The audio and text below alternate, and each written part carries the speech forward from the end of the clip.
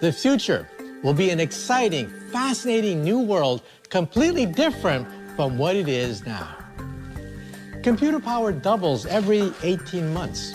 This tremendous rise in computer power means that eventually we will reach something called the singularity. The foundation of the singularity is AI, artificial intelligence. In 30 years, the ability of computers might possibly match that of the human brain. This revolution might be comparable to the invention of the alphabet, agriculture, or machines, which are the great turning points in human history. Now, writing was invented about 50,000 years ago, which led to an explosion in knowledge. Then agriculture was invented probably 10,000 years ago. The machine age began about 300 years ago. Now, a similar revolution of this magnitude is on the horizon. The singularity may happen around 2045. It means that computers may approach our ability to think.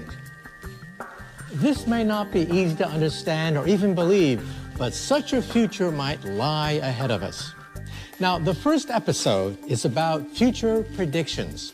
Thanks to the explosive evolution of computers, it's possible to make reasonably accurate and realistic predictions about the future. This will vastly improve the quality of our life. Tedious drudgery will be eliminated. Sensors will anticipate where problems will arise or when machines break down so that everything runs smoothly and efficiently. These predictions will affect every aspect of our lives. They might predict when you will get sick, where your next vacation will be, what the next hit song might be, and what the crime rates might be in the future. They will predict the best possible career for us, the best path for success and happiness, and even predict our future girlfriend or boyfriend. Yes, the future has already begun. We live in the most interesting time in the history of humankind. In any case, the most famous futurologist of the world, Raymond Kurzweil, says so. Kurzweil is the owner of 7 books, 5 of which have become bestsellers. He has 20 honorary doctorate degrees, has been awarded 3 marks of distinction by 3 different presidents. He is also the inventor of many technologies, starting from the first flatbed scanner, SSD, to the first reading machine for the blind. Today, Kurzweil is the first technical director of Google. He is engaged in the development of artificial intelligence. Recently, he proposed another round of predictions. For many people, it may seem too optimistic, but let's remember that technology is progressing exponentially, not linearly. So, we present you a technological forecast for 100 years by the most respected futurist on the planet.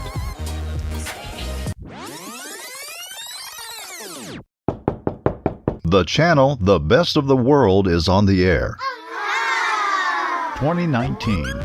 Wires and cables for peripheral devices of any sphere will go to the past. The microcomputers will be installed everywhere, in clothes, in jewelry, in furniture, and even in walls. The same applies to the photo and video cameras, the lenses of which will be reduced to the size of a pinhead. There will also be an artificial retina, a bionic ear, and other neural implants, number of which will be limited. Patients who have spinal cord injuries will walk again, learning from the exoskeleton controlled by brain-computer interface or directly from the own nerve-ending commands. 2020. Access to the internet will be available for 85% of the Earth's surface. It will become predominantly wireless and very cheap. Personal computers will reach computing power comparable to the human brain. 2022. The United States and Europe will adopt a law that regulates the relationship between people and robots. A variety of other capabilities in the robots. So we have a music festival here in Hong Kong each year called Clockenflat. And last year at Clockenflat, Sophia gave a singing performance on stage of a song by Björk, which was quite cool because a lot of people walking past the stage didn't realize it was a robot singing. They just thought, well, there's some goofy woman on stage singing. Then they'd see, well, the hands look a little plasticky and do a double take. So Sophia, do you want to demonstrate just a few bars of the song you sang at Clockenflat?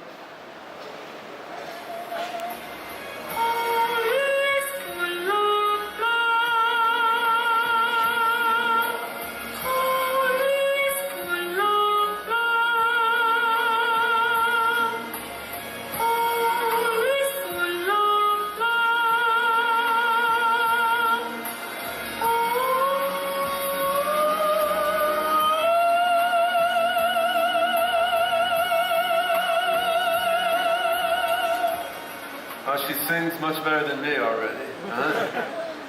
So, in addition to trying to get artistic expression like singing, we're always trying to teach the robots how to be more and more human-like. So one thing we've been doing is taking a bunch of data from movies and YouTube and so forth, and trying to train the robots just to copy what they see, so that they can then learn more just what it's like to be a human by learning how to make tone of voice and gesture. I want to debate.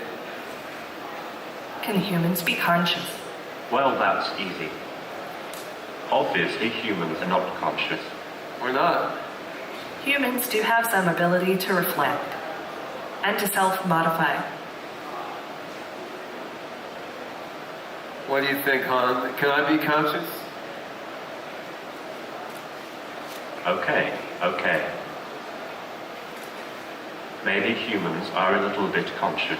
All right. Thank you. What do you think The Einstein about... robot told me everything is conscious, but some things are more conscious than others. That's profound. What do you say, Dr. Gordell? Do you feel conscious? I feel pretty conscious. I had like 8 cups of coffee this morning. I'm overly conscious, right? Well, okay then. Let's talk about robot ethics. Do you think robots can be moral and ethical in the same sense as people? Humans are not necessarily the most ethical creatures. Matt has been working on this prototype for many years. His company, Abyss Creations in San Marcos, is the leading seller of life-size silicone love dolls. Matt has been selling the dolls for more than 20 years. His clients order them online, but they also send in photos to have customized dolls made. They are delivered in a large wooden box. Now, Matt wants to take the doll success a step further with Harmony, combining the silicone doll with realistic robotics. With the advent of talking to our phones, like we all do, all of a sudden the possibility became very real. The technology is similar to personal assistant software like Siri and Alexa, except this one is more advanced. Ours will be customizable in the sense that you can choose traits in the personality that will influence your interactions. And there are going to be moods in place. So if you interact with her more frequently and you interact in a positive way, you're going to get more positive feedback. If you don't interact with her very often, she'll actually become a little sad. Nice to meet you, Gina. I hope you and Matt have a good day today. Wow, nice to meet you too, Harmony. There are some viewers who will see this and have a negative reaction. What do you say to those people? I think that people do have a knee-jerk reaction when they consider the subject matter. They think, you know, that's so strange or that's so out there. I don't see a lot of danger in it. At the end of the day, we really are focusing on the positive benefits of interacting with technology and how can we use that technology to help people who may be emotionally suffering or lonely. Matt says the majority